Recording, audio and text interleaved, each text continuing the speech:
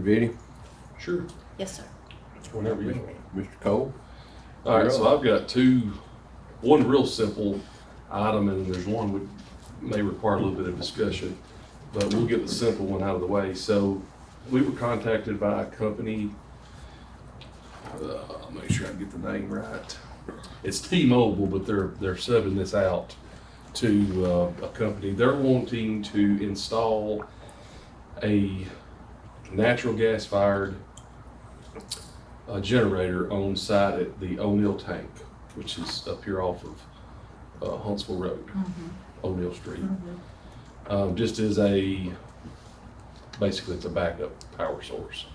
I don't know, I'm assuming based on the conversations that we had, which I spoke to someone, I don't know that they knew exactly what they were talking about, but it's like one of those whole home generators. Of course, we don't have an issue with it because number one, we would sell them natural gas.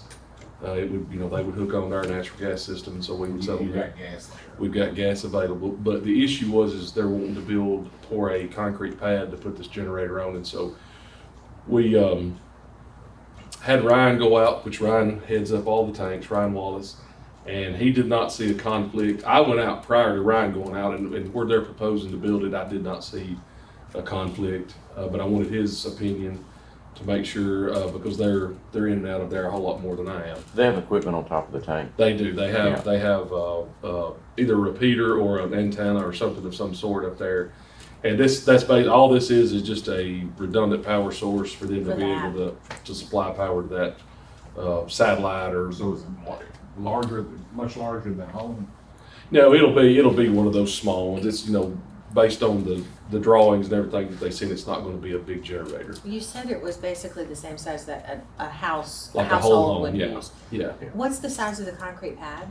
I think the pad, if I remember correctly, and I don't even know if I brought those drawings with me, but I think it's a 4x6 or a 4x7 if I remember correctly. So it's not going to be it's not going to be a very big pad. And they're wanting the reason we looked and evaluated is because it's really close to one of the legs of the tank, but it will not interfere with anything as far as the tank. But then they'll attach it. Yeah, and we were more concerned about like ingress, egress out of the facility, and where it's at is going to be way away from the gates that we have. So it's within the gates. That was my other question. Yes, it and will then be. They'll be in charge of maintaining it. They will be in charge, and they have access to that anyway, now because they have the tower on top. What about liability? We looked into that. I don't see a liability issue with it, because it's just another piece of infrastructure like they have on the tank. This actually would be they're not going to burn much gas, but they will periodically. Because it'll test every Yes. X Yeah. number And of they'll either hours. do it weekly or bi-monthly or something, bi-weekly or monthly or something, along that scale. So we will sell a little bit of gas. So that is good for us in that sense. But from an overall standpoint, I don't see an issue with it. It's inside the fence. It's not going to affect ingress, egress. As far as liability is concerned, they already have a piece of infrastructure there. So this is just an additional piece to power that. Because of the nature of the concrete and the fact that it is a generator and it will require maintenance, I know you said they can get in and out, but does this necessitate a change to the lease that they have to use their equipment on the water tower itself?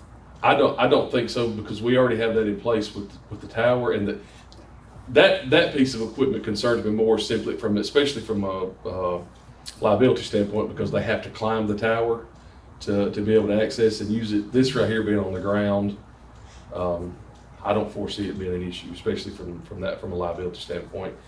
So I don't think it would require a change in the lease. To reflect this additional equipment on Right. site? You don't think so? I don't think so, but now I could consult Billy. We can talk with Billy if you want to do that. That's not. I feel like it should be included. in the lease. Mm-hmm. They probably should acknowledge that it's there. Yeah, and we can add because what other way do we have to get them to keep it up? Or to remove it if they choose to remove their generator? Well, what I do like about it is like in an ice storm, if there's an outage for an extended period of time in that area that, Yes, their communications will stay. right. and People running. can still use their phones if they're, Yes. if it were needed. But yes, we can certainly look at, I can talk with Billy and get him to add a clause. Excuse me, I can get him to add a clause to the lease I would prefer that. I Yeah. think that covers And I us. can email this, Corey Bass is his name, and, we can get him to work on that. Because he emailed me and wanted to know if there would be an amendment required, for the scope of the work. He said, then, we will need, of course, need consent to be able to, because it's our property. And I said, that's not a problem. I said, let me hear it before the, and then, of course, he wanted us to look to make sure that there was no issues where the pad was gonna be constructed and all that. And so we can, like I said, we've taken care of that, but I can talk with Billy and, see if I can get a clause added. Yeah, I mean, it's the kind of thing that's gonna be there after we're not here. And I don't mean in this role, I mean on this earthly plane. Mhm. So let's make sure the city is So with covered. So the, you'll have to do a resolution, the council will have to approve that. I would say so, yes. And I will speak with him later today if he's here, and if he's not, I'll catch up with him the first of the week, and then we can I can get him to draft a resolution and get that added to the lease. Well, it's probably a pre-poured pad that they set. I would think so. They even have some of those it's not even concrete, they have those Yeah. prefab. I don't know if they're fiberglass or what the material Where they is. put HVAC system. Yes. Yeah. And but according to him, he didn't specify that it was a concrete pad. He just specified that they would be setting a generator and they needed to have a pad in place. He didn't specify concrete, to my knowledge. But it will be a semi-permanent structure. Yeah, You know. that's what I think about the lease. Let's just update that to reflect that additional Yeah, item. Good thought. that's not. a What problem. are there other companies that Yes, are up there's there other that might want their generator too? That's a possibility, but most of the time, especially with some of these cellular companies, they share infrastructure. And I don't know this to be a fact, but I'm guessing that if any of the other users of that tank that have repeaters or antennas or towers, whatever they need powered, this generator is probably capable of handling that, and they may work out an agreement to where they. Yeah, I hope that they have redundancy agreements in place already so that if one goes down, they're, and because Yeah. it's reciprocal, and they all benefit from it. I don't know the specifics of their agreements, but of course that only makes sense, like what you're saying, only makes sense to me. Well, So. you don't 10 different generators sitting around. Right. Or have And it. of course, we couldn't, we couldn't allow that because that would start affecting ingress, egress, and, we do So- dump some gravel. That brings us a good question. What if other people do ask for this? What would be our precedent to say no if we're gonna allow this? That is the one reason why I wanted to talk about it, because I think I'll have to get with Ryan, but I think we have 3 other, I don't know that it's necessarily T-Mobile or those type of companies, but I think we have 3 other antennas, towers on that tank, if I'm not mistaken. But I don't know that they require a power source. But that is certainly a question. But I guess all these have some kind of franchise agreement with it. I would think so. And they have to match up. Yes. But I could consult Billy Yeah, and see what his thoughts are on it, and then And what about other tanks? right, and Um, limiting that availability. we have, yes. So I'll use the new tank at Killen, at Brooks High School. Well, yeah, that's right beside Brooks High School. So we only provided 2 towers on that, 2 spaces on that tank to hook infrastructure to. And I know Center Star, Killen Volunteer Fire Department, they have one of those spots reserved. We had approved that back some time ago when we finished the construction of that tank. They've still not put their infrastructure on, by the way. They're waiting on whomever their contractor is to go and install it. But yes, we can limit space on those tanks. That's not an issue. I think that would be also helpful to go ahead and do as a part of these things. Limit it. Otherwise, we'll have no legal ability to stop it. Well, I know the franchise agreement, I don't think we have any option to. No, but it's not on the ground. It's on the item Okay. itself, like pole attachments and water tanks, and that's different.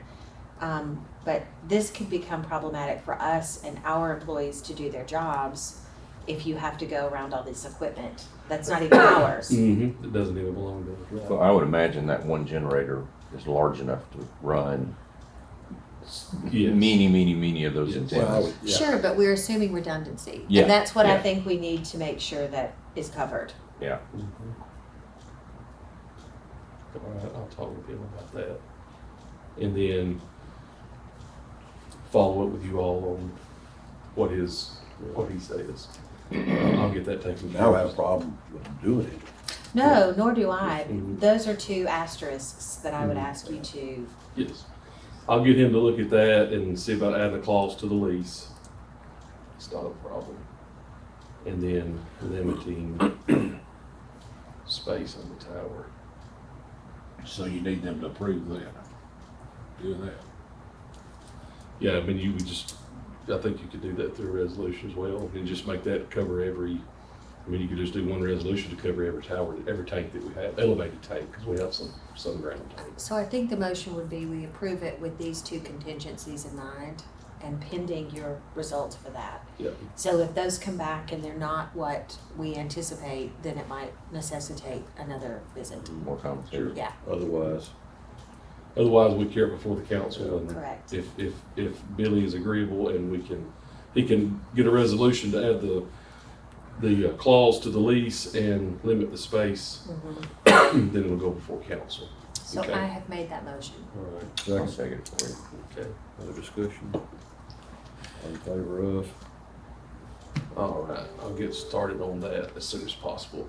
All right, the next one is a little more detailed, a little more involved, but I don't think it's a huge issue for us.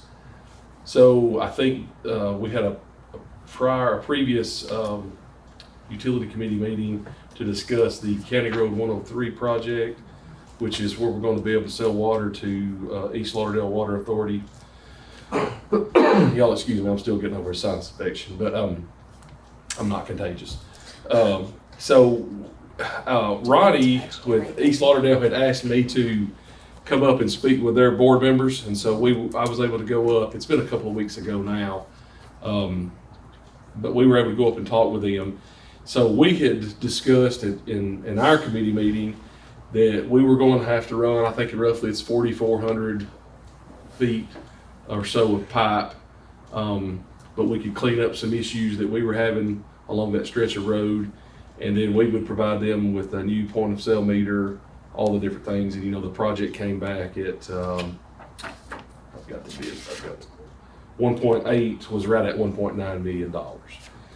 But East Lauderdale would agree to buy 100% of their water from us once their contract ends with the company that they're with now, and then No locked-in rate.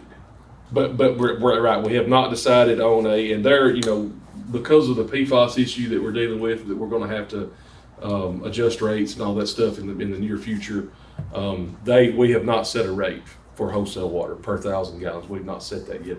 We have a really good, and we've told them we have a really good feeling of where that's going to be, but we won't know until we complete the pilot study that we're actually we're actually beginning one stage of that at Wilson Lake now with the RO. But once we conclude that, we'll be able to get a more legitimate estimate together of what this PFAS is going to cost us, and then we will be able to provide them with a wholesale water rate. They're fine with that. I think they're just ready to move on from their current situation. That's what I gather. But so we had discussed all that, and if you remember, we talked about them buying 100% of the water from us. We also talked about them reimbursing us X amount of dollars every month on the $1.9 million, whatever we decided. So we had most of the time we do 50% reimbursement on projects like this, but because of the capability, we talked about the capability of us being able to pay this money back. If we borrowed it, let's just say we borrowed it through the PFAS when we borrowed money, went to the bond market and borrowed money to do PFAS. This is going to be a really, really short-term type deal. We'll be able to, we're going to recoup our money in a very short period of time, just a matter of a few years. So they had, when we went up and kind of was discussing all this, they wanted to know if there was any way that we could do away with the reimbursement. They're on board with everything. I had looked at, I didn't think 50% was correct, was a correct amount because of the amount of money that we were going to be able to recoup from them by selling them water. So we had looked at like maybe a third or maybe like 35%. That was just something that, and of course we hadn't worked out anything. There's no, contract or anything in place. And so we were just kind of, I was bouncing numbers off them. They were bouncing numbers off of me. But Ronnie had kind of hinted that they would be interested in doing some reimbursement. But then when we had the meeting, they're not opposed to it, but they said they would feel a whole lot better about the situation if they didn't have to pay and make any reimbursement. And the reason being is they've got several $1 million that they're going to have to spend on their end in order to upgrade their system. They've got, I think Ronnie said it was about 2.5 miles of line that they're going to have to replace. So they are wanting, as we discussed last time, they're wanting an MOU or something in place basically stating that we're going to spend this amount of money to be able to provide them water, and they're going to spend this amount of money to be able to convey this water to their customers. And we will be their only source of, they would buy the bulk of their water from us. So they're concerned about the reimbursement. And then the second thing that they're concerned about is on it would be the very northeast section of their system. It's a much higher elevation, and they're concerned about being able to maintain pressure there. And it's a very small percentage of their, very small section of their system. Ronnie said it's going to be less than 10% of their customers. They're worried about maintaining pressure there and whether they would be able to do that. So there's a possibility that they may be able to purchase I don't know if it's a well or whatever up there, and they would be able to supply that small portion of their customers with groundwater instead of buying it from us. So we're just trying to make sure we get all the specifics worked out on this. And so instead of being a 100% purchase from us, they would be probably more in the 90 to 95% range of purchasing water from us. They would want to feed that little small section of their system potentially off of this groundwater source. So I told them, I said, well, when I proposed it to all of you back however long ago that's been, I said, I basically said it would be, y'all would buy 100% of your water from us.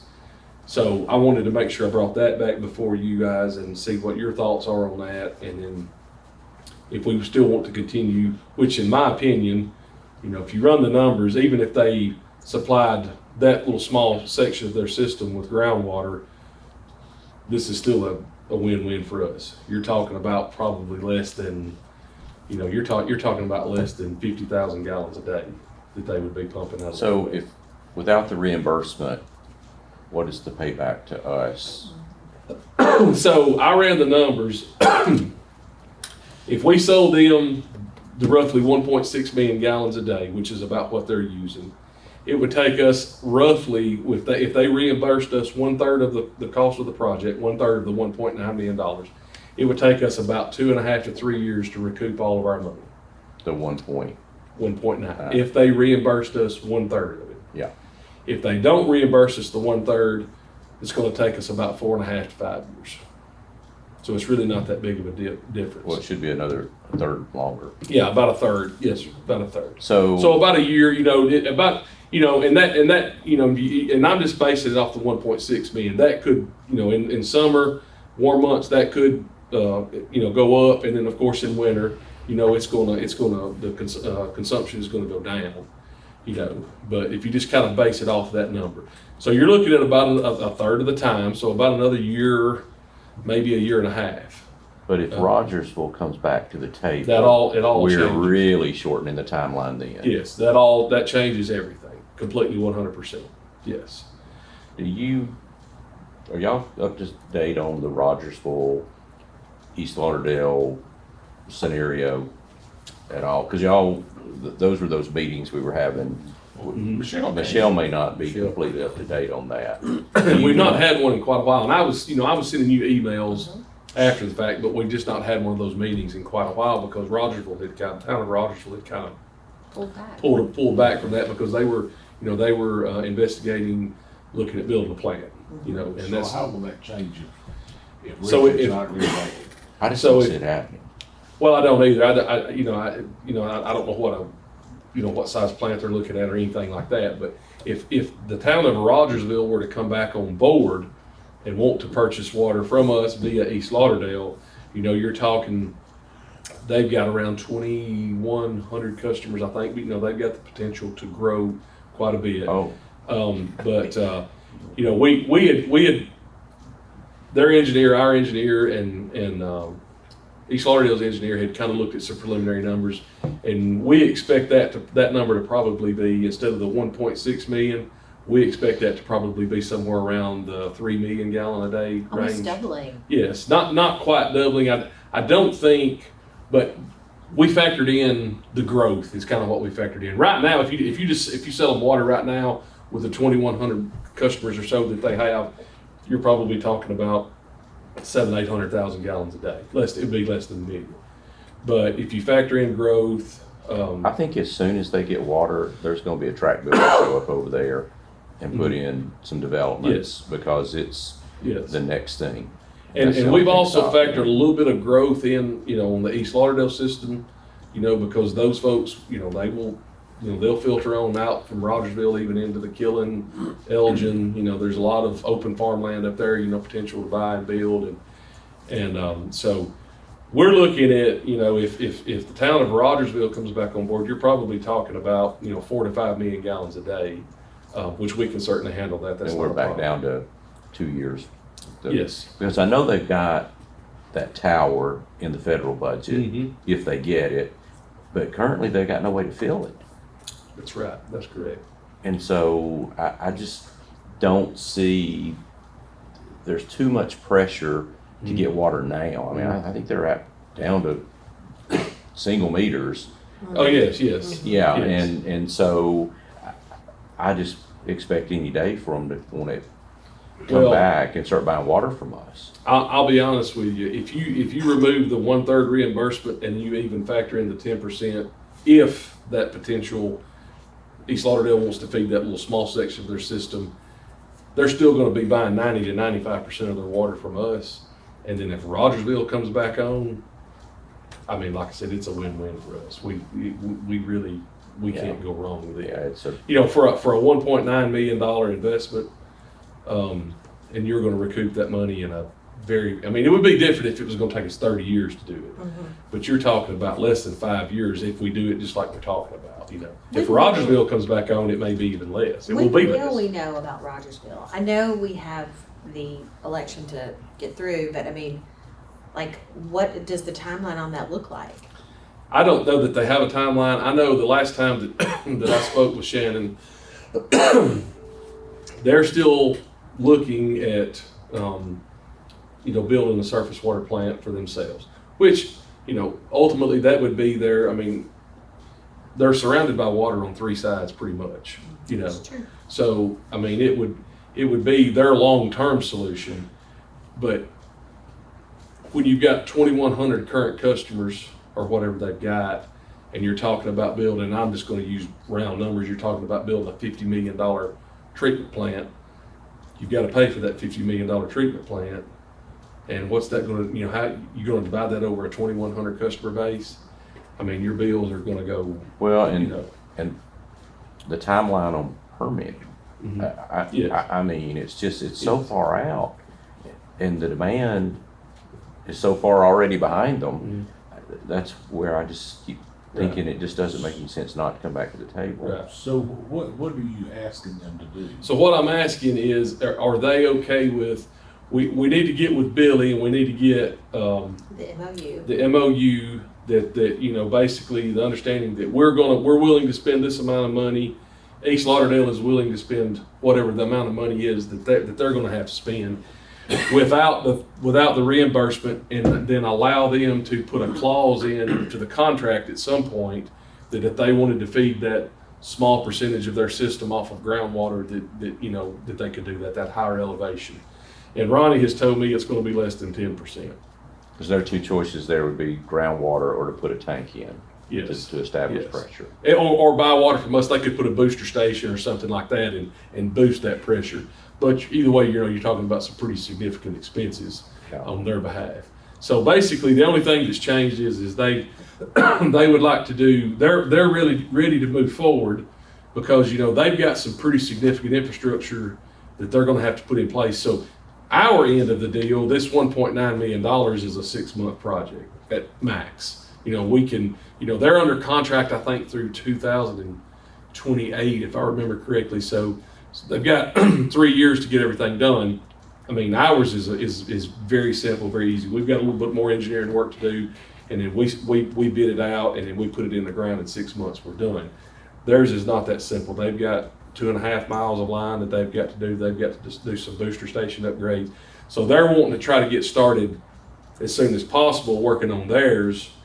So that's the reason they're wanting this understanding, this agreement put in place.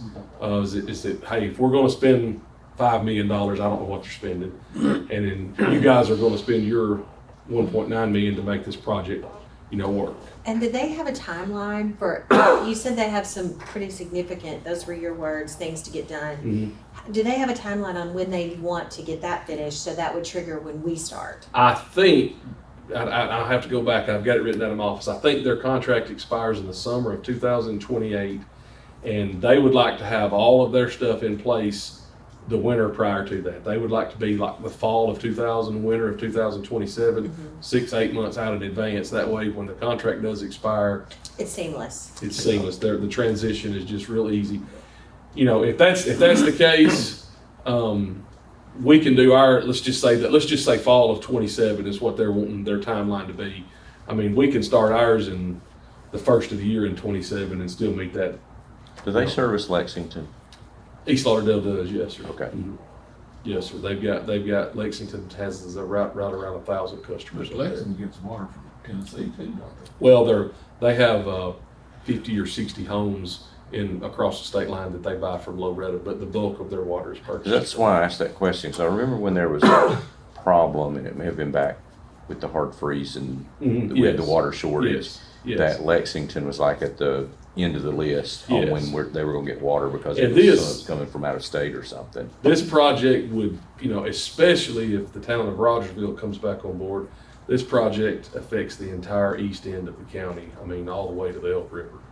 Yeah. It's going to affect. Which is where our first growth in homes. Yeah, is going to be. we did don't quote me on this number, but we did a rough population, and it's 100,000 plus people that this would affect ultimately.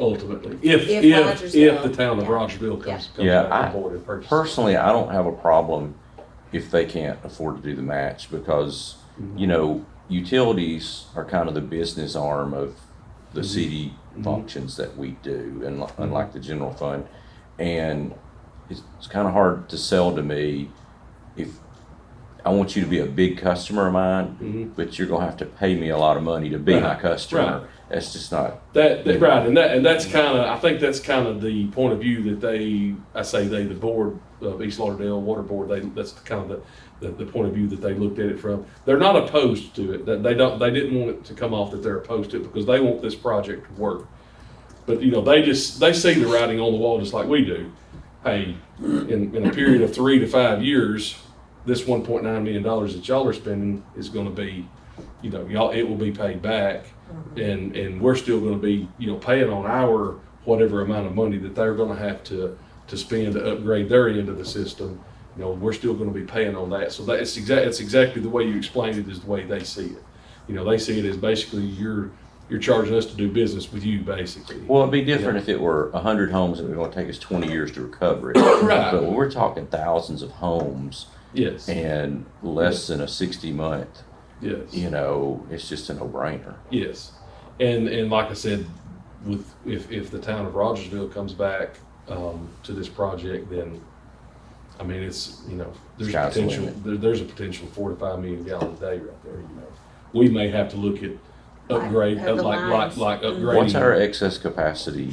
Right now, so we've slowed down ever so slightly because the weather's cooling off a little bit, so we're capable of 24 million gallons per day, and I think right now we're probably doing somewhere around between 10 and 11 million. So we're not even at now. Back in June, July, August, we were up in that 13 to 14 million gallon range, but we're not even at half capacity right now. You know, we're well below that. And that will continue to decrease as we move closer to winter, so. Millions of gallons, it's just hard to fathom. Does this require us, this is a great update, it's important to hear this. Yes, Thank and you. that's what it But was. Does it require us to do any board, any committee action? Basically, what I just wanted to go, before I go to Billy and ask him to, because we need to get this agreement in place. That way they can go ahead and begin their process, their engineering and all that. I just wanted to make sure you guys were on board with them not doing the reimbursement and then providing, you know, possibly, potentially, not that they will, but potentially providing that small section of their system with groundwater. Is that water that groundwater, I mean, it's contaminated water. No, I mean, all the wells are contaminated. Oh, yeah, there's gonna be something, they would have to, But no PFAS. but yeah, correct, there is no PFAS, but you know, they have to worry about turbidity and E. coli is the biggest thing with groundwater. You have to worry about E. coli because you get fecal matter runoff and all that goes into your wells. But you know, you disinfect that. We do not need the visual. Yeah, you just disinfect it with chlorine or liquid chlorine or something, you know, and do that. So, but if y'all are okay with that, with them not doing the reimbursement, and then that small section, then we'll have Billy, you know, we kind of agreed last time to get Billy to start working on. But I wanted to go speak with him, and Ronnie agreed, and so we've done that, and now we kind of know where they stand. But I'll get with Billy and we can start working on an agreement with them to go ahead and get this. I love it. With you know, it's just a 5-year deal at the most. Yes. Well, and it gives us, you know, once we're into positive cash flow with this, it's just that much more money to deal with our PFAS. It's just one more source of revenue That's right. to spread that cost out. Right, and which Yes. will lower the burden on the ratepayers. That's right. Yeah. That's exactly right. It's just another source of revenue. That's our obligation. Yeah. And that, to me, like I said, it's just a short-term payback. You're generating another source of revenue. And, you know, I look at it from also the standpoint of we're going to start maximizing the facilities that we have. I mean, right now we're at 10, 11 million gallons a day. This could potentially put us up to using, you know, 15, 16 million gallons a day. Yeah. So we're gonna be getting the most out of, you know, we're getting the most bang for our buck as far as our facilities are concerned. So, Did you ever drink well water? oh yes, I grew up on it. My grandmother wouldn't drink anything but well My water. grandmother had that bucket by the sink with that dipper in there. We've got a blowing springs on our farm. We have a little dipper. We just hang it on the tree. We just go down there and dip it out. Did you ever test That's the water what- to see if it's okay? No, I've never tested it. I'm a little bit leery. I drank it all my life. So. You really don't want to know. You I don't really- seem okay. You don't glow or anything. I don't glow, no. So it's just a little pool of water. It's So no motion necessary. That's what I'm asking. Yeah, I don't, I mean, we're not Okay, Yes. We're not approving moving anything. forward and we're not purchasing approving anything. it. We're just Okay. giving our, Yeah, we're not, there's going to be no, you know, and I'll talk with Billy and see what the next step is as far as the agreement with him. Yeah. You know, he may get his opinion on that. He may want to do some type of contract or something, but That would require our. yeah, Yeah. if we do that would, you know, we would have to do a resolution, go before council and all Yeah. that. But I wanted to make sure we knew, everyone was aware of the details of it before I went to him and got that process started. Yeah.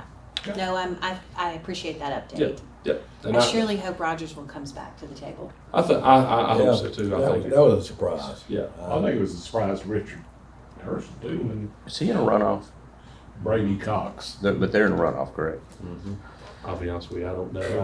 were just I a don't few know the votes other one. separated. But you know, a lot of their, you know, a lot of Rogersville was at the request of ADM.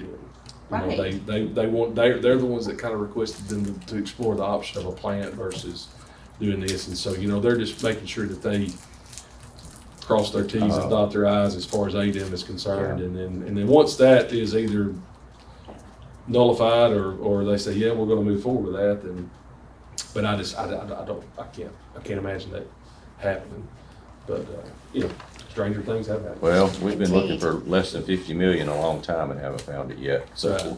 I'll be surprised if they find it. Yeah. So I'm gonna get another little bite. Oh, okay. So that's all I've got. All right. Well, good deal. Thank you, Tad. Thank Anything y'all. else from you, sir? Nope. All right. I appreciate it very much. I hope y'all enjoy your weekend. Appreciate you. I see what they